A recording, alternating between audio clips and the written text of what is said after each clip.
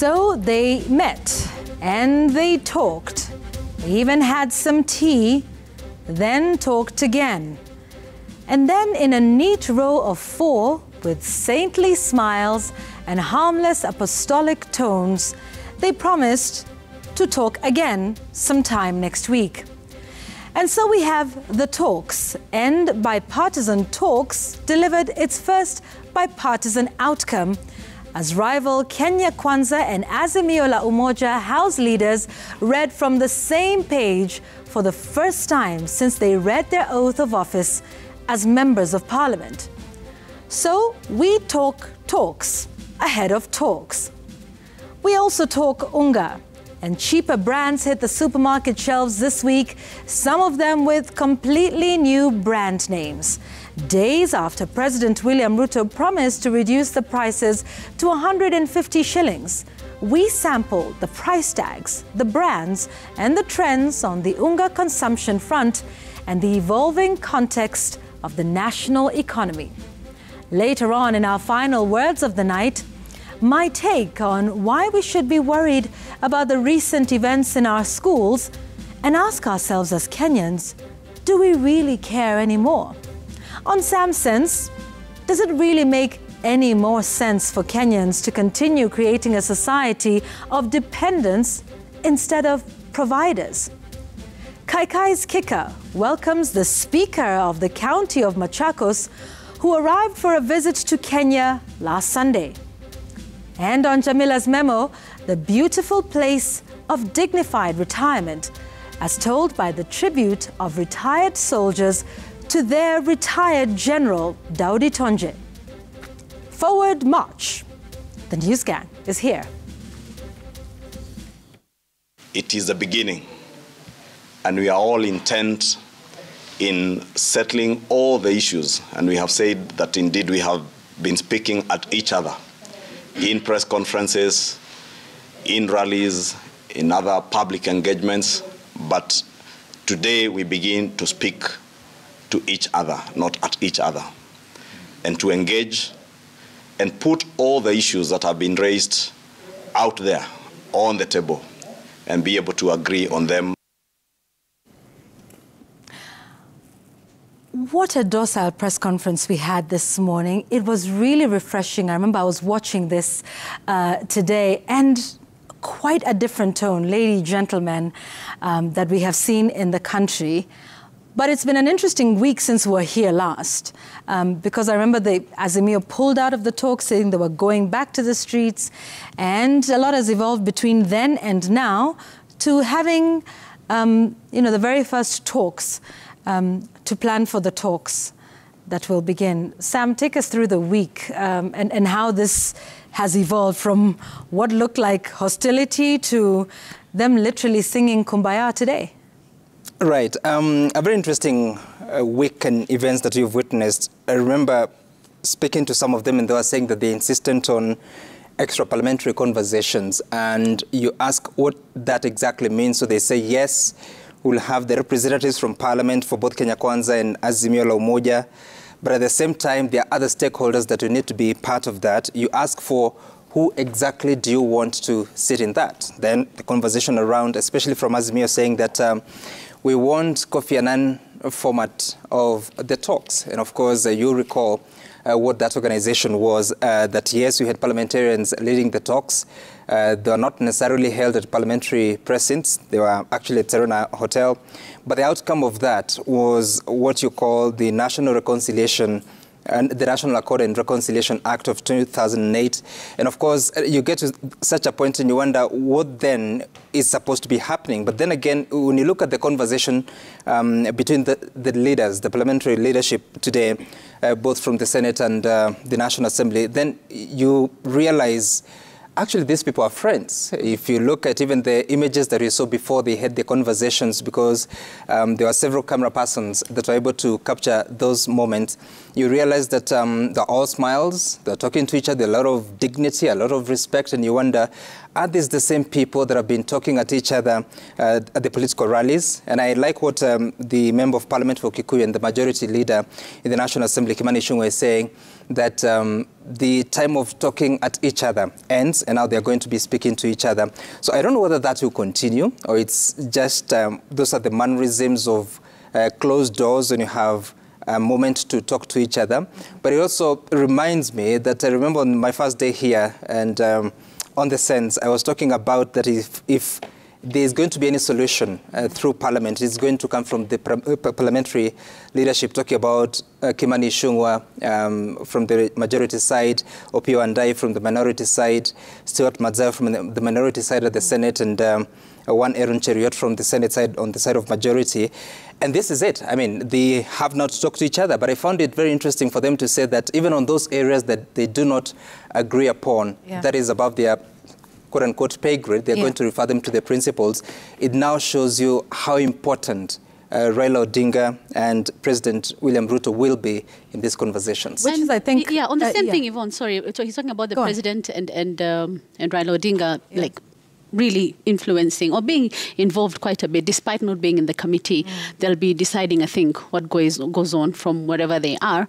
And of course, they're the ones who are going to decide on the one issue that came up today, that, okay, issue of contention about two members of the committee, both from each side. Of course, eldest member of Parliament, Aden Kainan, who's a member of Parliament, elected on a Jubilee ticket, and then David Kosing of Pokot South, who was elected on the Kenya Union Party. The issue that Kenya Kwanza has with having Kosing is because they're saying the party, which is headed by former Governor Lonyangapuo, has shown some engagement with President William Ruto. And of course, Jubilee, Azimio having an issue with Aden Kainan being there because, of course, he was elected by Jubilee, which is in Azimio. And that's one of the issues that came up. But I think, Yvonne, what we saw during the week, especially when we had members of Azimio saying, well, we don't want talks going on in Parliament. But at the same time, you see minority leader, Opiyo Wandayi, engaging the other members of Parliament in Parliament over the same matter, saying, well, we are still going to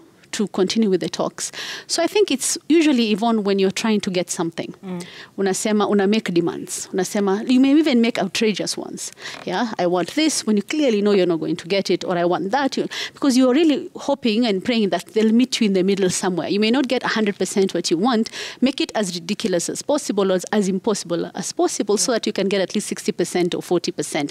I think that's what we're going to see. But I think none of us really expected us to see what we did today, considering cheche za maneno ambazo zimekuwa zikizungumzwa.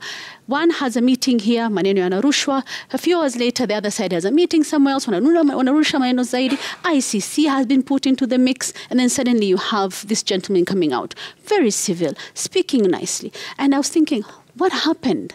Switch gani imewekwa on mahali. Yeah. And I want us to listen to them just talking about those sticky points and, you know, what happens next. I want us to listen to both the minority and the majority leaders of Parliament. That's Honorable Opiyo Wandayi and Honorable Kimani Ichung'wah, where they're talking about, you know, there's objections to objections and what each side, I think, you know, was contentious about. Let's listen to those two, then we come back. We have objected to their objection, okay? They have equally objected to our objection. And therefore, to be frank enough, that amounts to a stalemate. But we have chosen, as the leadership of the two coalitions in the houses, that for us to resolve this matter and move forward and progress this engagement, we shall be referring these matters to the leadership of our respective coalitions, with a view to having it resolved as soon as possible time, so that we can have this process back on course. There is that issue on the composition of the bipartisan team. And as has been stated, we appreciate that the composition of both teams, that of the Azimio coalition, that of the Kenya Kwanza coalition, was arrived at following engagements between the party leadership of both coalitions and the membership, the party membership, in our respective parliamentary group meetings. And it is therefore not an issue that, as the House leadership, we can ably resolve in this meeting. And that is why we have referred it back to our party leaders for guidance, together with our respective party organs, vis-a-vis the PG and other relevant party organs. And so even on matters they disagree on, which is, the inclusion of 2 members, that's Adan Kenan and of course Singh from West Pokot. Even on that, one of the issues that they raised there, and you can hear from them, is that these issues will now be handled by the party leaders, which is what, Linus, I think we've been saying throughout all of this, that ultimately this would all be resolved by the 2 principals, that is the president and opposition leader Raila Odinga. So, here we are at least starting to see some form of, okay, these are the issues we want to talk about, but these are the issues we have contention on, and this is how we move forward. Look, Kenyans are experts at this. There is absolutely nothing new about what we are going through today. What the country is going through is something it has gone through before. And what we are going to see is the picking of scripts that have been used before to address similar situations. And, I was looking at this and saying, oh, it's April again. As a much younger reporter, Jamila, in April 1997. Here we go. You should say Gitoku. Here we go. No, don't involve me. Yeah, they should be mpendo msikilizaji. Yeah. Just carry on. Yeah. April 1997. April 1997. I was assigned by my editor to cover the National Constituent Assembly, NCA, at the Limuru Conference Center. I think it was 3rd to 7th of April 1997. And it started exactly the same way. There were protests, and then there was a process that now was started by the civil society groups. And we must make the point that civil society groups were really powerful those days. And I remember that is the moment we found in Limuru the likes of Professor Kivutha Kibwana, then Dr. Wanjiku Kabira, who is now professor. Even young persons like the governor of Embu right now, Cecily Mbarire. I met her there as a young person who was in the youth agenda together with Captain Mbati, likes of Cyprian Nyamwamu.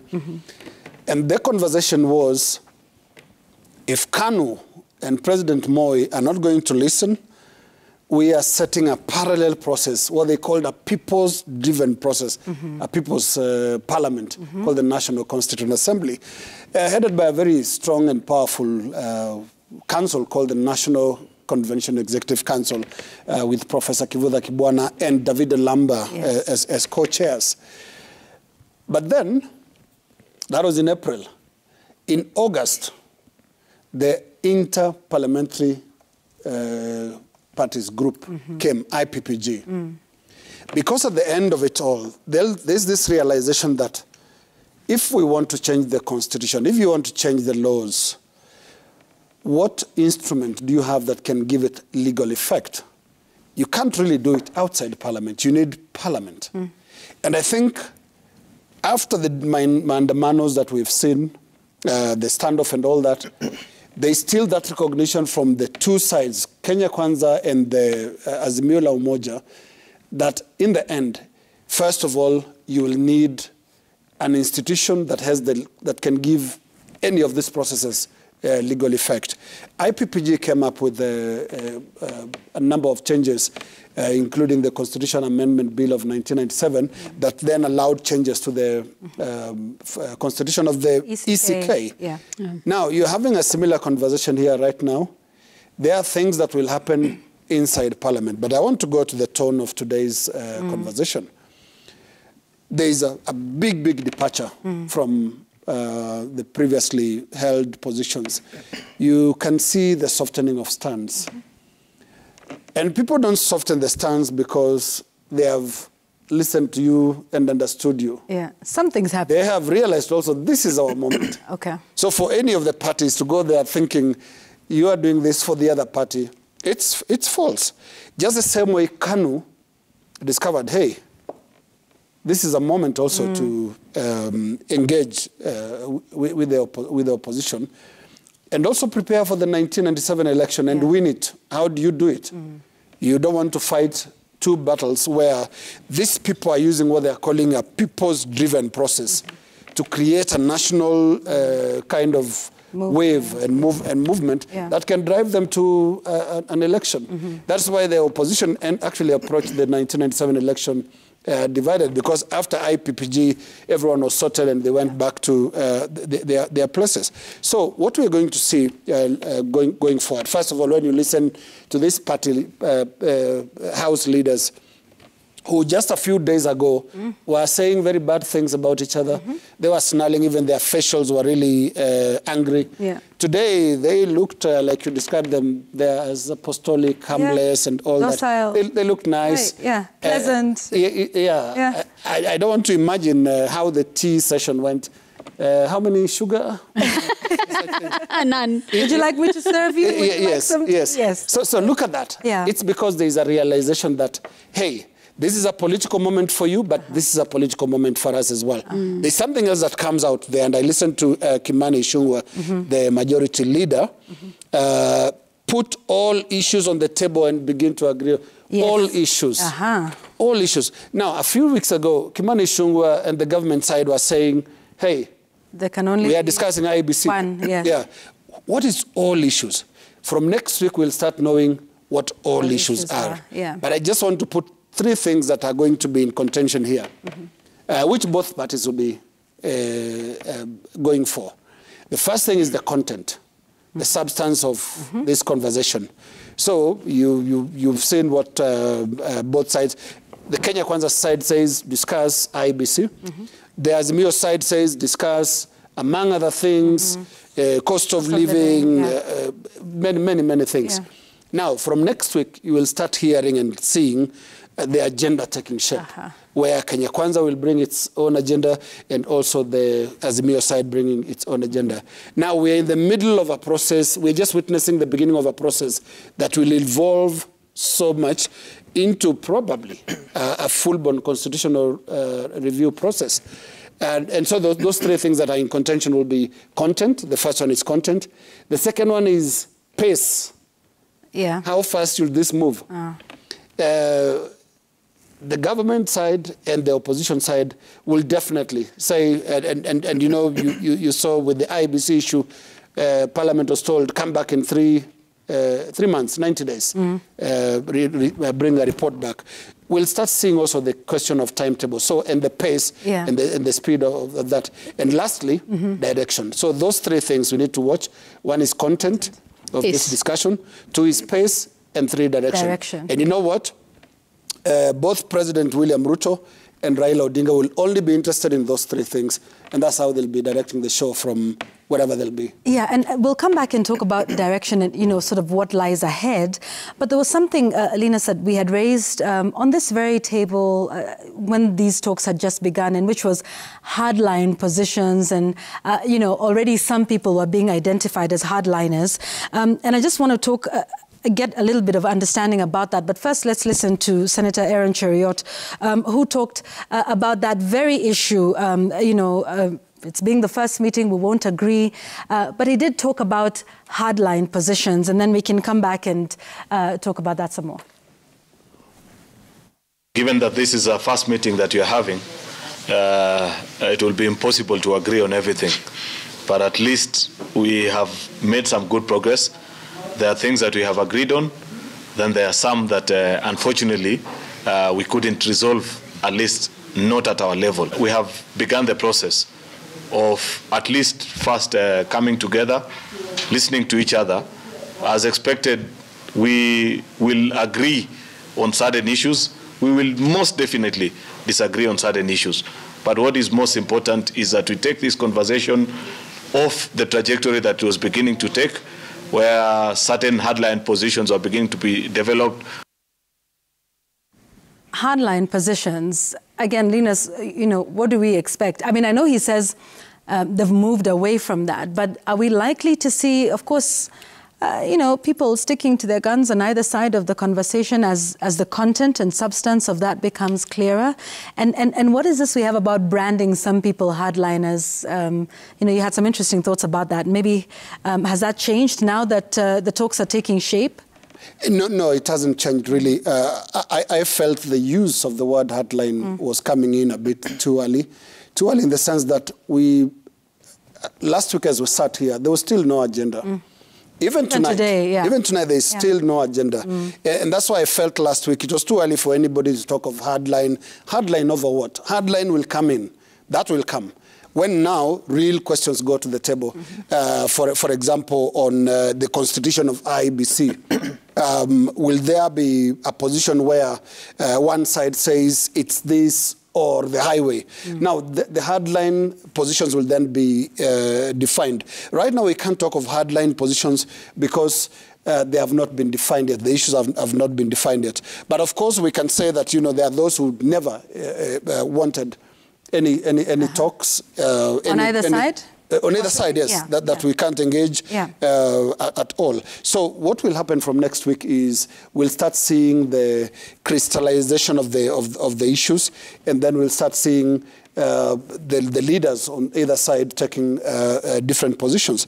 But most importantly, what you'll see is the attempt by both sides to control the agenda going forward. They'll not be just looking at this few issues, not just the IEBC and not just the next 3 months. They'll look to 2027 and beyond.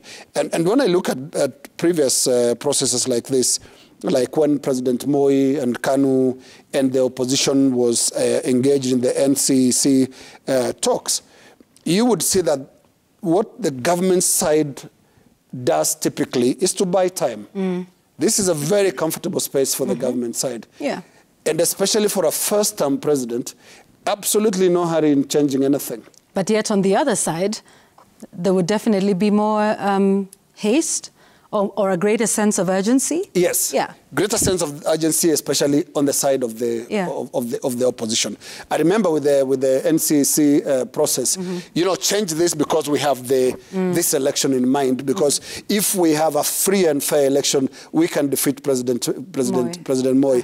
Let me tell you, there'll be also the prism of the 2027 election that is going to inform how this conversation will take place. And I just want to make one last point on the pace. When you hear the opposition talking of the Kofi Annan style of or model of talks, the only thing I draw from that is the Kofi Annan process was divided into phases. The first three were really urgent issues. The first one was end the violence. Number two was address the humanitarian crisis. A lot of people were displaced. Number three was address political issues. And number four now were what they call the long-term issues. When you listen to some of the conversations here, some of them actually fit into what was then called Agenda 4, the long-term issues. If you want to change anything in the Constitution, that's a long-term issue. If you are talking of cost of living...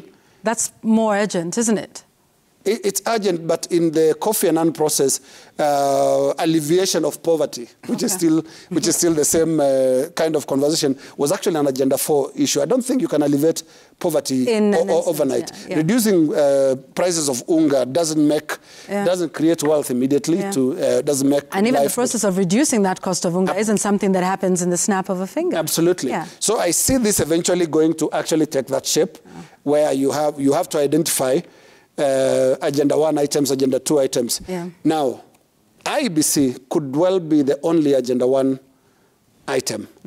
And Agenda 1 because right now we don't have an IEBC. We don't have commissioners rather. We have the administrative side, but we don't have the commission. All the commissioners' vacancies are open right now. So could that be the Agenda 1 item of short-term, fix it now, within a few months? That could well be the direction to take. And Raila did talk a little bit about, his vision for what the IEBC would be, right, Jamila?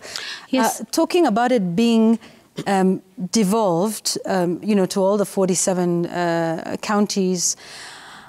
But it's an interesting proposal considering, the constituency is the final, right? Yes, the ruling in the Maina Kiai case, yes. Yeah. That ruling at the polling station. At the polling station, in fact, it's not at the constituency, but at the polling station. Is final. That is final. But anyway, it would be interesting to see what ideas or proposals he has in terms of devolving IEBC, but now we're starting to see some ideas, right? Exactly, and we're starting to see now those reforms of the IEBC. Remember, this issue was almost not on the table from the president's side, from the Kenya Kwanza side, but we heard what they said. Issues, almost all the issues. So I think this is also an opening for Azimio to try and see, well, this is some of the things that you want. And Lina was talking about this evolving into almost some constitutional change matter. This is one of them, having a proposal that we have IBC to be devolved and 47 electoral units established where results will be final, which is so different. So that you have these 47 centers, you have 47 IBCs where the results from the presidential election are announced there and they are final. But aren't the results announced at the polling station and final? But this is now you're collecting from the whole county. Remember, let's say my county in Kericho, you collect from Belgut, from Aina Moi, from the, and then bring it to their constituents, to the county tallying center, where you're going to announce the presidential results from Kericho County, Hapo. So that they remove the focus away from Bomas? From Bomas, yeah. So ultimately, Bomas tumta collect zile zote zimesemwa huko na itangazwe. And they talked about the servers. It was still going on today in that meeting, Yvonne, saying we want the server opened, we want the elections. And at some point, I thought they had shifted away from the whole server talk. It had actually toned down a bit, but today it was back. So these are some of the reforms I think that Azimio and Raila Odinga really want to bring to the table. Remember what I said? You try and ask for as much as you possibly want. So at least at some point, you get something small. And of course, if you're seeing this nice mood that you're talking about, you're seeing a bit of, okay, tuko na mazungumzo hapa, and then the pace that Linus is talking about, and the progress that we all want in this whole bipartisan talks. We've been saying there's nothing on the table. Talk after talk after talk, kelele after kelele. This is what we want. We are never giving you this. How dare you ask for this? How dare you deny us this and that? Maybe this is what the progress you want to see. Bring all the issues on the table. Have your talks. And then come out and say, well, you asked for this, but this is what we are willing to give. And give and take. Again, this is something that's going to take a long time, Yvonne. I don't think anyone's sitting here and hoping that we'll finish this in a month or 2 or 3.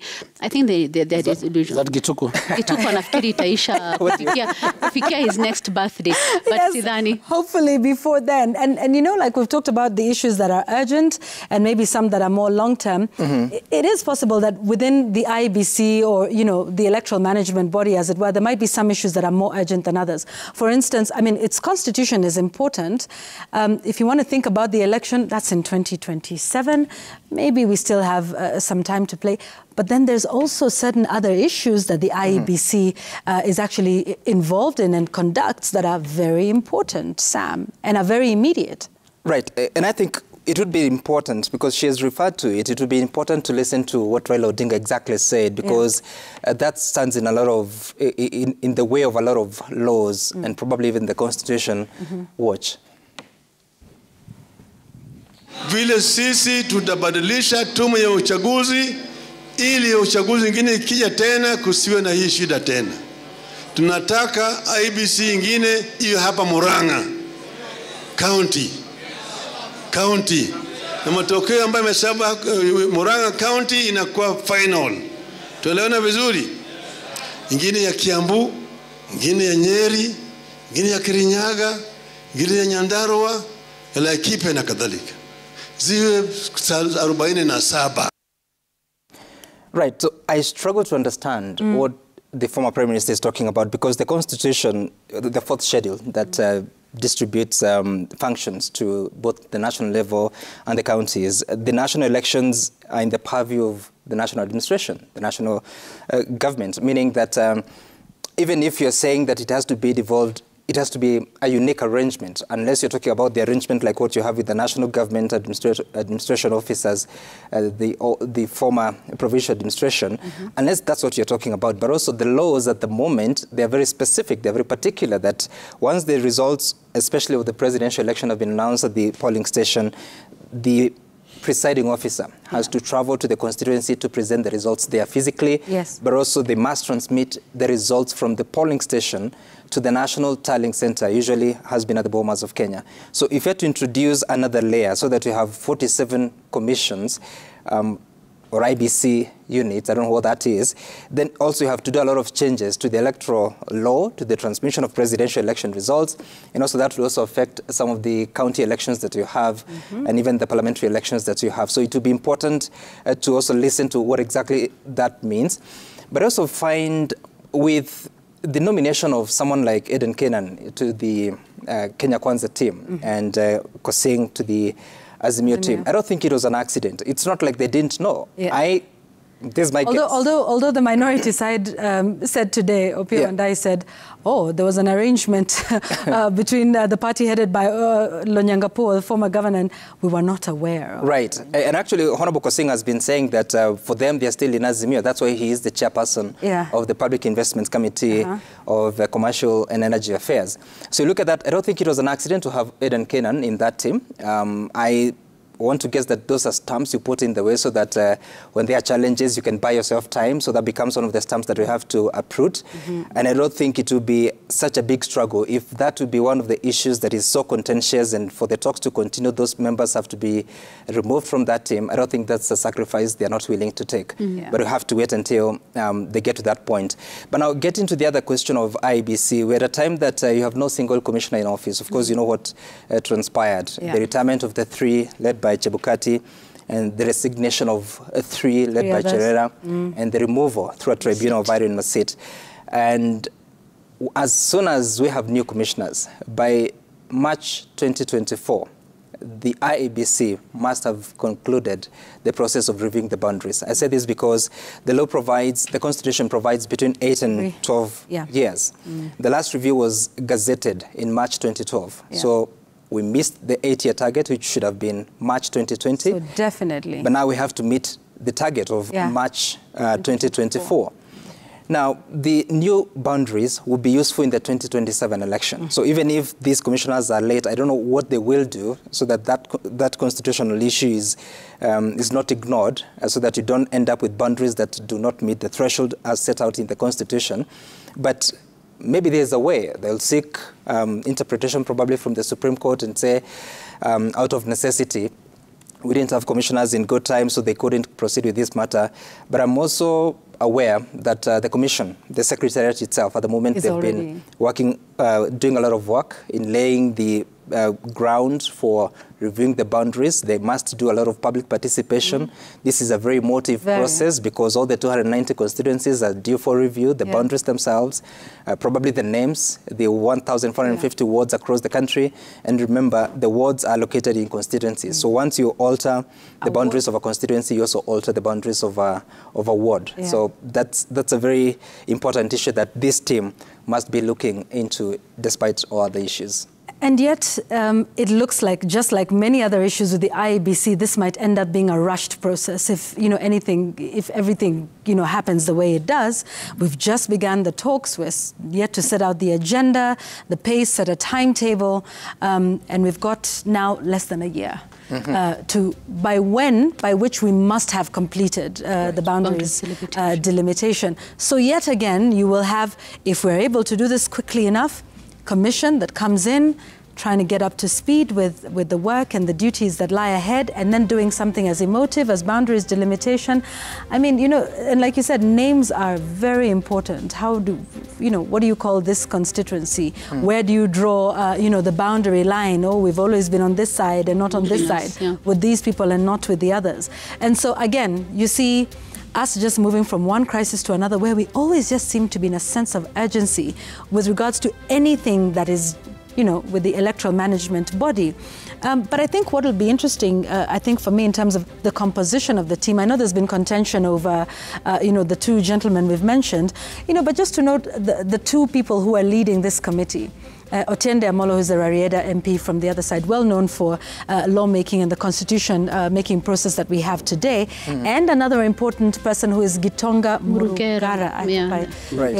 That name can be a tongue twister for me, I'm sorry. Gitonga Murugara, I'm glad I got it right, who's the chair of the Justice and Legal Affairs Committee, which will be a very important committee with all the laws that are being put in place. So just, interesting to see that it's picking the people, on either side that are going to be very key in terms of just helping them navigate. This is the law, this is the constitution, this is what needs to happen, this is how you need to change it. So just important to note that those two leaders, who, by the way, have now been tasked with ironing out these sticky issues about the composition, taking that to the party leaders on either side for review. And as we take the break, Yvonne, you talked about the IEBC and how things may be rushed. Remember, there are all those IEBC timelines that we have. You need to have done voter registration, you need to have done voter education, you need to have printed ballot materials, you need to have gotten your budgets procurement of those voter materials. And even in the past election, remember, we had some of these timelines released because napitwa na wakati were rushing.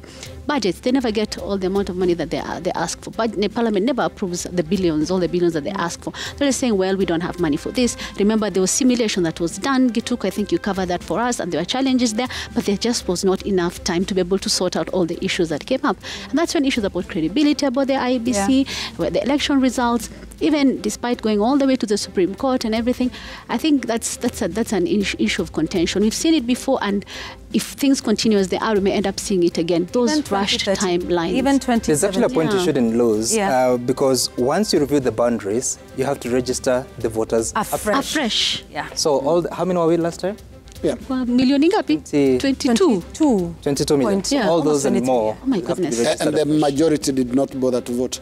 But I want to just make one point on this IEBC and the question of pace and how it may be rushed. For me, I'm curious to see and hear from both sides, what is that you want to fix about the IEBC?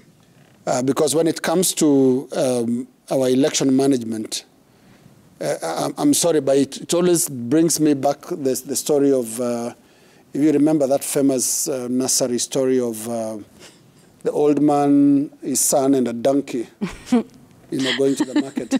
Because every election feels like that stopping point where they arrive and say, oh, why is the boy riding the donkey? It should be the old man. And then we change the old man. And then after the next election, hey, why is it the old man? Should be the boy. The boy. And then after a while, you get others that say, oh, you guys can't think, you should both ride the donkey. Then they do and then Kidogo, you're overburdening them. And then after that, last point, 2022, this poor donkey will die because you guys are...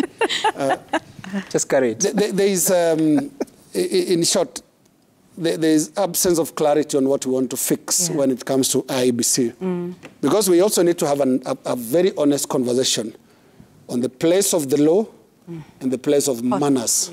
Just basic manners. Because the laws we have are very robust.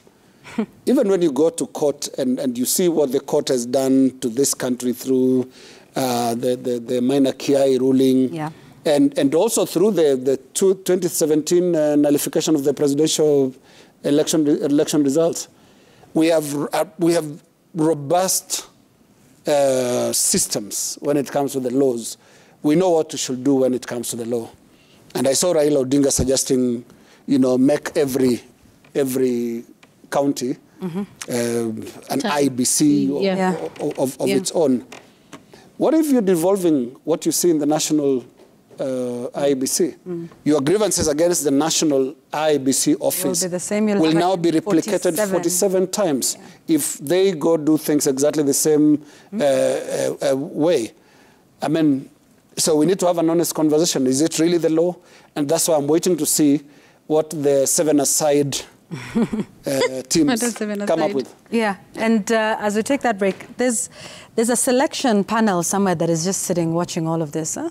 Oh, yeah. Their work was to actually select IEBC commissioners, but they're just chilling someplace, watching what's happening. Think about that. They have a short list, I think. Yeah, they have a short list. Yeah. Out of the 900. Yeah, but that list is in their pockets. I mean, really. Yeah. What can they do with it at this point, with all these talks about our elections? All right, we've talked quite a bit. Let's take a break. We'll come back. We'll talk some more about unga, the prices, and the economy. Have all civil servants been paid yet? We have the updates for you after this break. The hashtag is NEWSGANG. Right back.